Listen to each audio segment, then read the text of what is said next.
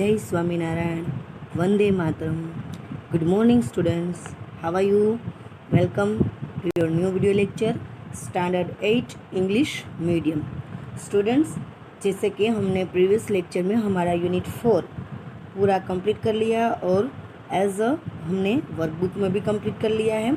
I hope आपने भी अपनी वर्कबुक कंप्लीट कर ली होगी. नाउ हम हमारे न्यू टॉपिक यूनिट 5 वो स्टार्ट करते हैं. तो हम यूनिट 5 स्टार्ट करने से पहले वो जो उसका कंक्लूज़न होता है, व्हाट्स द एविडेंस. एविडेंस यानी स्टूडेंट्स, अगर कोई चीज़ हो रही होती है और हम उस चीज़ को देख रहे होते हैं तो वी आर द एविडेंस. यानी कि कोई गलती कर रहा है, उस गलती को हम देख रहे हैं तो वो जो गलती कर रहा है उसका एविडेंस हम है. What's the evidence. इस टॉपिक का नाम ही है कि व्हाट्स द एविडेंस, यानी कि एविडेंस क्या है. ये है हमारा टॉपिक. तो इस टॉपिक की हम एक्टिविटी 1 से एक्टिविटी 10 तक वीडियो लेक्चर कंप्लीट करेंगे. तो इस एक्टिविटी में हम देखते हैं read the poem the road not taken by Robert Frost. नीचे एक पोएम दी गई है जिसका टाइटल है the road not taken by Robert Frost द्वारा लिखी गई है. About this poem Robert Frost said you have to be careful of that one. It's a tricky poem, very tricky. इस पोएम के बारे में जो रॉबर्ट फ्रॉस्ट है वो कह रहे हैं कि आपको इस पोएम में बहुत ध्यान रखना होगा क्योंकि ये थोड़ी ट्रिकी है, बहुत ट्रिकी है.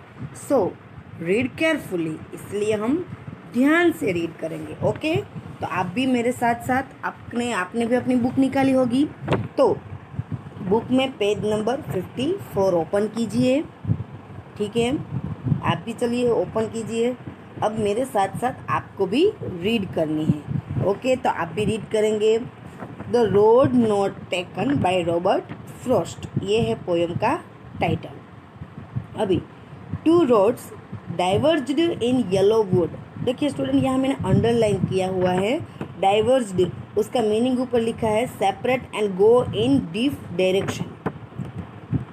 ओके, ये हमें अंडरलाइन किया हुआ वर्ड आपको अपनी होमवर्क बुक में या फिर रफ बुक में लिख लेना है. उसका मीनिंग भी लिखा हुआ है जो मैं रीड भी कर लिया है मैंने. Two roads diverged in a yellow wood and sorry I could not travel both and be one traveler long I stood and looked down one as far as I could to where it bent in the undergrowth.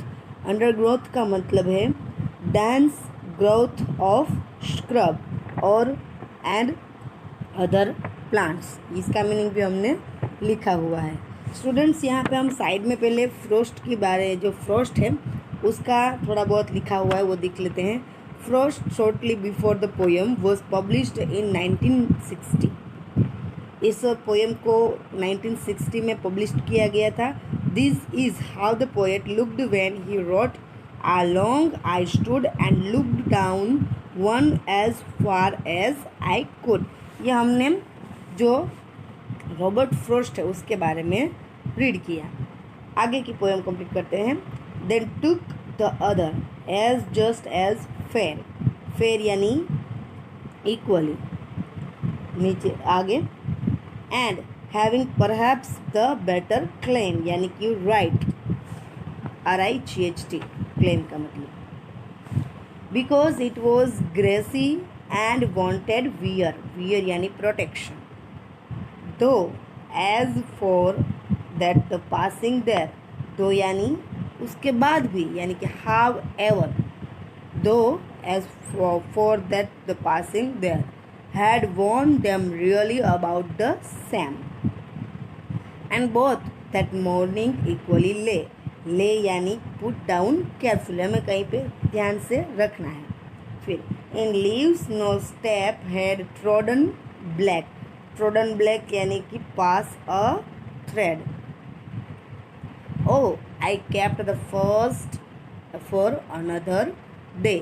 यहाँ पे students आप देख सकते हैं दूसरी picture है वो भी फ्रॉस्ट की ही है एजिस एंड एजिस हैंड्स, जब उसकी एज हो गई उसके बाद की।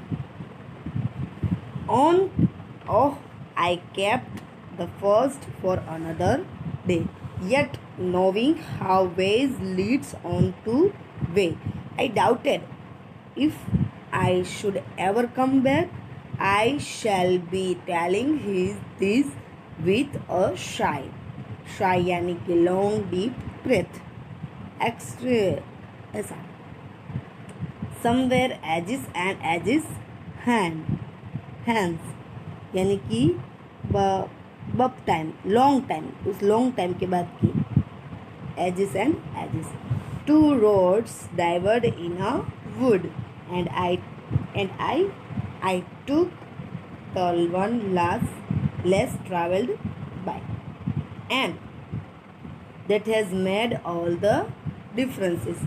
तो स्टूडेंट्स, हमने फ्रोस्ट की पहले की पिक्चर भी देखी और एजिस एंड एजिस यानी कि लॉन्ग टाइम के बाद की भी पिक्चर्स देखी। इसमें जो डिक्टेशन वर्ड यानी कि जो की वर्ड्स है वो दिए गए हैं, वो आपको अपनी होमवर्क बुक में लिख लेना है, उसका मीनिंग भी सामने दिया गया है।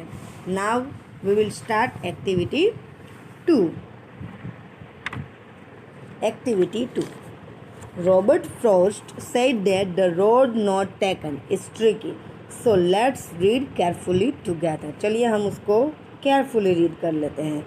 road less traveled या फिर यहाँ पर road not taken, two different road. ये आप देख सकते हैं कि दो अलग अलग रोड। अभी इसका जो fill in the blank fill किया हुआ है वो आप अपनी बुक में मेरे साथ साथ कर लीजिएगा। Did you know that many people mistakes the title of the poem, they think the title is the road less travelled, what is the real title of the poem? तो उसका आंसर है the road not taken means the road which was not chosen by poet to walk in, ये इसका answer है।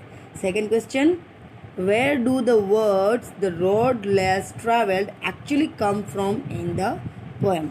Because it was grassy and wanted wear। आगे भी हम fill up करते जाएंगे। इन द सेकेंड टांजा, आप सेकेंड टांजा देख सकते हैं। The poet express the ideas that the two roads are very similar in two ways, what are they? तो उसका आंसर है they both were equally grassy and have hands to growth of shrub and other plants। dense, यहाँ पे जो hands बोला ना वो है dense growth of the shrub and the other plants, ये इसका आंसर है। Second, in the third stanza, the poet expressed the idea that the two roads are very similar again. What words do these? उसका answer है that the sun rays fall equally in both the road। ये हो गया इसका answer complete. आगे का answer, in the third stanza, the poet indicates that he could have taken either road. How does he do this? He doubted of coming back as he don't know where does the road end। Third question, most of the poem is in past tense। आप जानते हैं कि ज़्यादातर poem है past tense में होती है। What tense is the fourth stanza in? चलिए अभी हमें फोर्थ स्टांजा का जो है वो कौन से टेंस में होगा, तो वो होगा future, FUTURE। List the new words you find in the poem. तो ये मैंने आपको उसमें अंडरलाइन करके भी उस पोएम में लिख दिया है, डाइवर्ड, अंडरग्रोथ, फ्रॉडन और शाई। आगे का क्वेश्चन है आस्क द क्लासमेट। ये हम अभी नहीं कर सकते क्योंकि हमारी स्कूल तो शुरू नहीं है, हम किस क्लासमेट को आस्क करें, इसलिए हमें यहाँ पे डैश कर देना है। Okay students, now activity 3। तो स्टूडेंट्स एक्टिविटी 3 जो है वो इंटरप्रिटेशन 1, इंटरप्रिटेशन 2 और इंटरप्रिटेशन 3 है। तो देखो मानव, कुश, क्रिश है ना, सब विवेक, आप सबको इंटरप्रिटेशन 1, इंटरप्रिटेशन 2 और इंटरप्रिटेशन 3 अपने आप से रीड करना है। जैसे मैं आपको सिखा देती हूँ। देखिए मैं फर्स्ट वाला मैं रीड कर लेती हूँ। Like the blind man and the elephant everyone has a different point of view. ये हमारा जो आगे का चैप्टर है पॉइंट ऑफ व्यू, ये हमने देखा था, उसमें एलिफेंट और मैन के बारे में बात भी हुई थी। People interpret poems in different ways depending on their point of view. देखिए उसमें हमको हाथी दिखाया था। हाथी को जो ब्लाइंड मैन होते हैं वो टच करके सिर्फ कह सकते हैं, वो अपने अपने पॉइंट ऑफ व्यू कह सकते हैं। कोई कहता है कि हाथी मोटा था, कोई कहता है कि हाथी पतला था, क्योंकि वो सबका अपना अपना पॉइंट ऑफ व्यू। बेचारे वो ब्लाइंड है, वो देख नहीं सकते, इसलिए वो अपना अपना पॉइंट ऑफ व्यू देते हैं। तो work with a group 3 to read some different interpretation. चलिए आपको 3 ग्रुप में ग्रुप बना के इंटरप्रिटेशन रोड नोट टेकन वो रीड करना है। तो अभी तो आप ग्रुप नहीं बना सकते, तो मानव लव सब आप अपने घर पे रीड कीजिएगा, ठीक है। इंटरप्रिटेशन 1, इंटरप्रिटेशन 2 और इंटरप्रिटेशन 3। फर्स्ट वन मैं आपको रीड करके दिखा देती हूँ। Interpretation 1, the first student in your group reads and tells summary of this interpretation।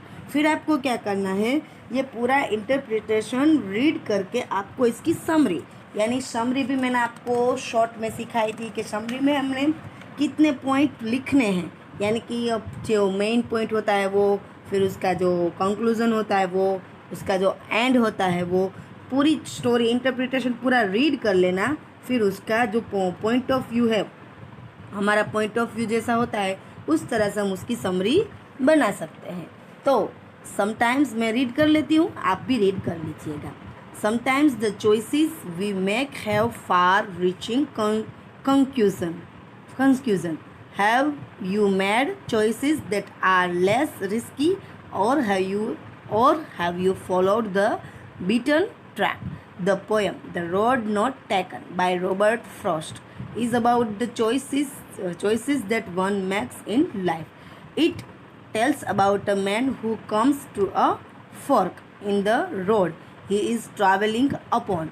He feels sorry that he cannot travel both paths as he must choose one.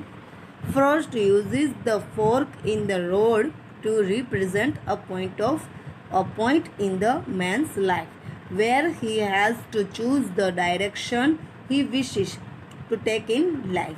As he thinks about his decision, he looks down one path as far as he can see, trying to foresee what life will be like if he walks that path. He then gazes at the other and decides the outcome of going down that path would be just a pleasant. At this point he concludes that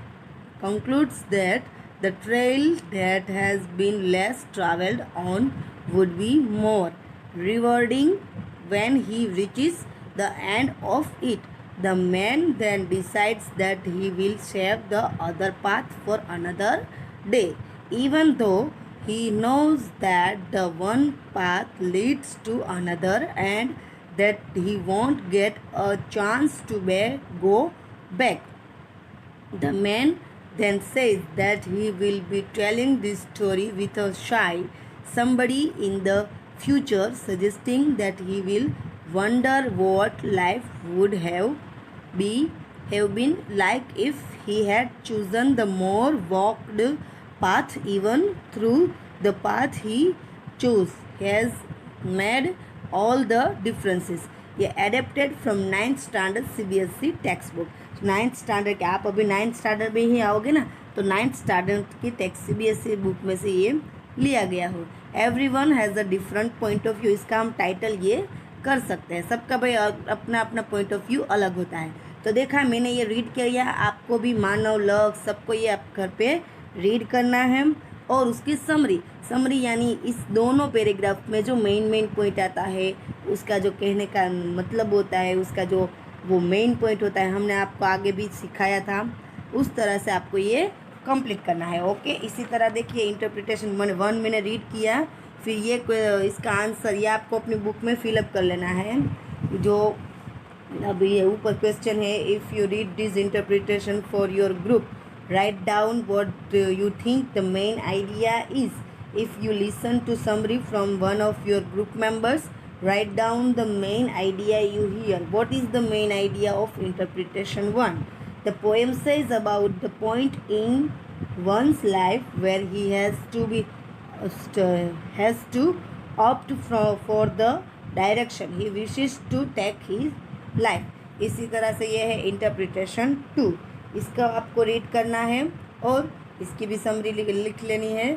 उसके बाद आपकी book में है interpretation 3, वो भी आपको लिख लेना है और अपनी बुक में कंप्लीट कर लेना है. ओके स्टूडेंट्स, हम हमारा ये जो टॉपिक है यहाँ तक रखते हैं. नेक्स्ट एक्टिविटी से हम नेक्स्ट लेक्चर में स्टडी करेंगे. Okay, thank you. जय Swaminarayan. Stay home, stay safe.